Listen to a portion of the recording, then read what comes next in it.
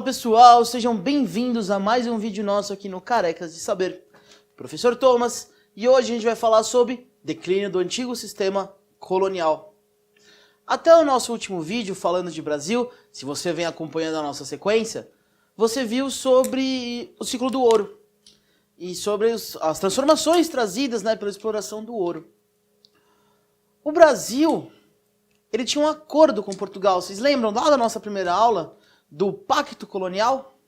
Um acordo muito mais político do que qualquer outra coisa, onde a colônia só poderia comercializar com a metrópole. E a metrópole, não tinha condições de impor militarmente esse acordo. Como é que esse acordo se dava? Era interessante entre as duas partes. Quem fazia esse acordo era a elite colonial aqui do Brasil, junto, óbvio, com a coroa portuguesa. Enquanto os dois estão alinhados nas suas vontades, esse acordo permanece. O que a gente vai começar a ver é que no século XVIII, você começa a transformar esse alinhamento, ele começa a dispersar. Fazendo assim com que essas relações entre colônia e metrópole passem a ser conflituosas. Mas antes de falar do próprio declínio e por que entrou em declínio, situação Brasil, Portugal, situação ali da Europa, vamos entender que você tem algumas movimentações que precedem os movimentos emancipacionistas. A gente está falando do século XVII e das chamadas revoltas nativistas. Em alguns momentos da história do país, nós tivemos movimentações, revoltas e até uma guerra, que duraria uns 4 anos, mas que não era contra Portugal. Ou era uma movimentação contra algum imposto, ou contra o monopólio comercial da coroa, ou contra alguns governantes indicados por Portugal. São revoltas que não vão questionar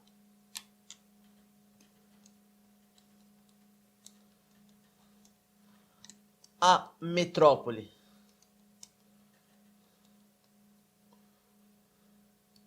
Elas vão questionar aspecto da metrópole. Aspecto, não aspecto, Então. Ou seja, você começa aí uma movimentação entre os colonos, começar a discordar de algumas coisas da metrópole. E é óbvio que esse movimento vai amadurecendo. Quanto mais o tempo passa, mais eles começam a perceber que o problema não é o imposto, a lei, a regra, o governante. O problema é a própria relação com a metrópole. A primeira movimentação, a primeira revolta nativista que a gente fala é a aclamação de Amador Bueno, que vai ser em São Paulo. São Paulo, lembra São Vicente, ali afastado do centro econômico, distante ali das relações com Portugal, meio abandonada por Portugal, porque não era muito lucrativa. Quando você tem a separação das coroas ibéricas, algumas famílias que eram de São Paulo, que eram famílias espanholas, vão querer a separação de São Paulo para se juntar com as colônias, principalmente com Buenos Aires, com a Argentina. E aí eles vão aclamar o Amador, por isso chama aclamação. Vão falar que o Amador Bueno, que era um fazendeiro de São Paulista, vão falar que ele é o rei de São Paulo agora. Aí o Amador Bueno vai falar, não, deixa disso, cara, quero nada disso não. Deixa suave, tô de boa. E aí a revolta vai por água abaixo. Aí você fala, nossa professor, mas você parou pra falar disso? Por que então? Porque mostra que você tem aí alguma certa disposição de juntar com outro lugar que seja mais favorável do que Portugal. Mas aí é uma das primeiras, A gente tem a rebelião de Beckman, que a gente já viu num outro vídeo, quando falou do Maranhão. Lembra lá da Companhia de Comércio do Maranhão, que vai deter o monopólio do comércio, e tinha que desenvolver a economia maranhense, que vai falhar miseravelmente? Os irmãos Beckman vão fazer uma revolta para fechar a Companhia de Comércio. Essa revolta vai ser duramente reprimida, mas eles vão conseguir. E a Companhia de Comércio vai acabar. E aí a gente tem a Guerra dos Emboabas, que eu prometi que ia falar para vocês, nosso outro vídeo sobre mineração. Você tinha ali o processo das bandeiras, lembra? E quando a gente fala das bandeiras, a gente tem que pensar no cara que achou esse ouro, que foi o Paulista. Já deu uma conversada sobre a figura do bandeirante, né? E esse Paulista, ele vai achar esse ouro, ele vai querer o quê? O direito de exploração desse ouro. Ele quer garantir que só ele, Paulista, possa explorar esse ouro. E óbvio, quando essa notícia chega, vai chegar uma porrada de gente na região de Minas Gerais para conseguir explorar esse ouro. Inclusive, os emboabas, os estrangeiros, no caso portugueses, que era um título até pejorativo que os paulistas davam. E aí você vai ter essa disputa, quem vai ficar com quem, blá blá blá, como é que a gente resolve, até que eles entram em conflito. Conflito armado, né? Que vai durar quase um ano aí. E aí a coroa vai intervir nesse conflito. Afinal de contas, tem ouro ali para ser explorado, não pode ter conflito na região. E a coroa vai ficar do lado dos emboabas. Por mais que ela tivesse prometido o monopólio de exploração para os paulistas, como tá indo o português para lá, ela vai ficar do lado dos portugueses. Os paulistas vão ser expulsos da região mineradora. E aí vão adentrar ainda mais o centro-oeste para a região do Mato Grosso para achar mais ouro. A Guerra dos Emboabas, ela mostra pra gente que a metrópole, ela tem interesses próprios e ela vai sempre privilegiar aqueles que são dela, que são de Portugal. Muito provavelmente, né, e aí é uma conjectura, se a gente tivesse ali só colonos, sem a vinda de imigrantes portugueses, talvez a coroa mantivesse o acordo com os paulistas. Entre 1710 e 1714, Guerra dos Mascates. Era uma guerra, né? Foi um conflito de 4 anos entre Olinda e Recife. Olinda, dos proprietários rurais, e Recife, dos comerciantes portugueses. Depois da saída dos holandeses, a economia açucareira entra em declínio, lembra? E aí a produção de açúcar de Olinda está dependente dos empréstimos que os comerciantes de Recife vão fazer, que os mascates de Recife vão fazer. Claro, esses empréstimos eles vão ser cobrados, vão ter altas hipotecas, caso eles não sejam pagos. O problema é que os comerciantes de Recife, por mais que dominassem o poder econômico, não tinham representação política. Eles ainda eram dependentes da Câmara de Olinda. E aí os proprietários rurais de Olinda não vão pagar os empréstimos, os comerciantes portugueses de Recife vão reclamar e a Câmara vai falar, não tem nada a ver com isso, não tem que cobrar nada não. Isso vai dar uma treta gigantesca. E vai ser uma treta onde vai se buscar a separação de Olinda e Recife em 2 territórios, né, em 2 municípios. 2 províncias.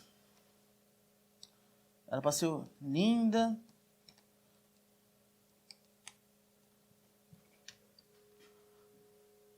A coroa vai vir, vai fazer uma mediação entre os dois para parar com esse conflito, mas ainda assim, essa separação acontece e Recife vai ter sua própria Câmara Municipal. E com isso vai conseguir cobrar os empréstimos de Olinda. E a nossa última revolta nativista vai ser a revolta de Vila Rica, em 1720.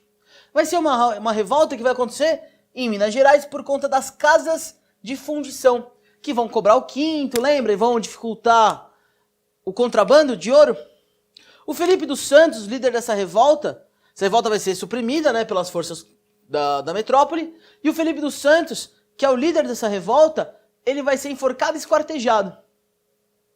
Mas mais importante do que isso, a revolta de Vila Rica está começando a mostrar como é que a coroa lidaria dali para frente com qualquer movimento de contestação ao controle colonial. Então, ó,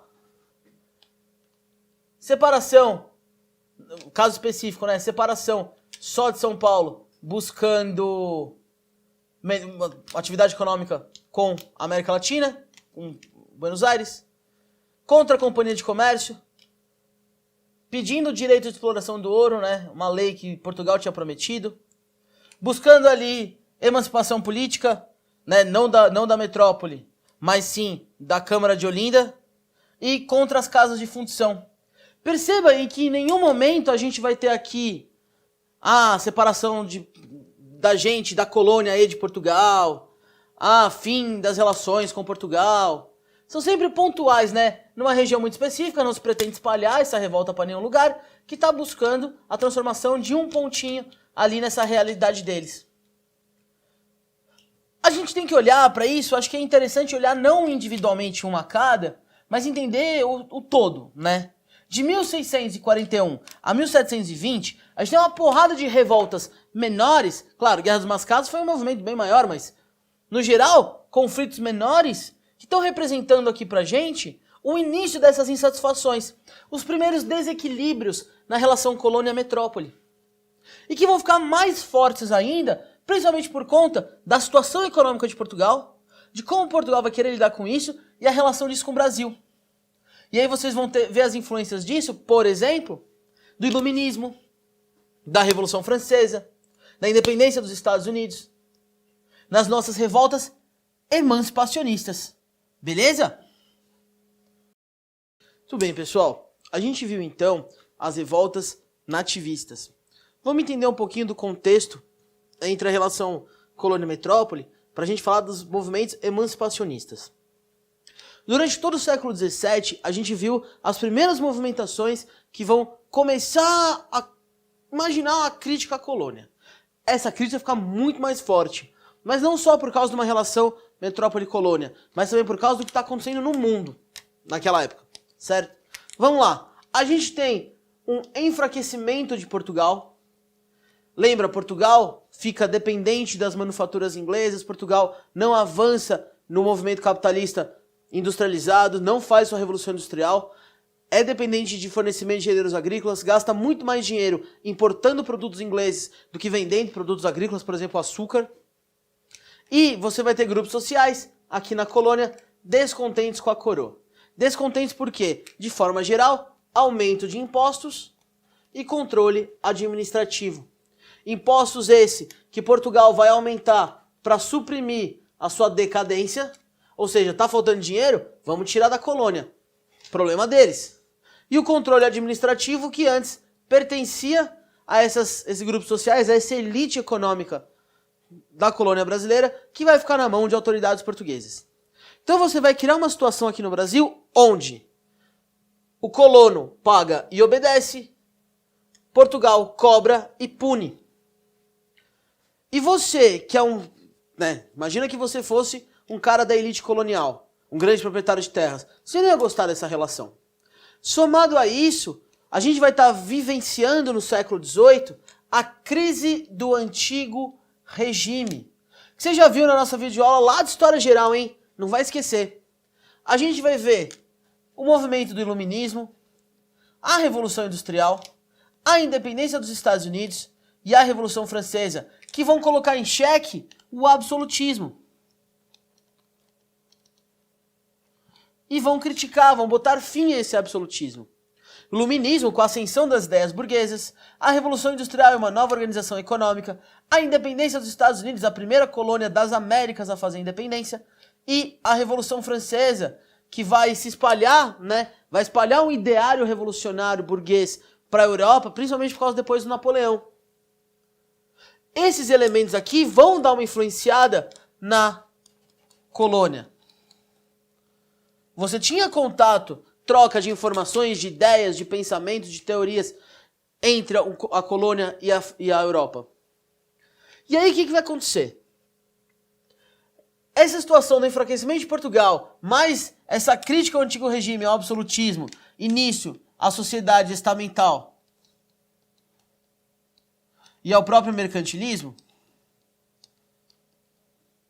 vão fazer com que se criem movimentos cada vez mais... Não, radical não é exatamente a palavra, mas movimentos que vão buscar uma separação com as relações com a metrópole. Só que aí a gente vai ter um problema interno no Brasil, que é a disputa entre a camada média e a elite agrária.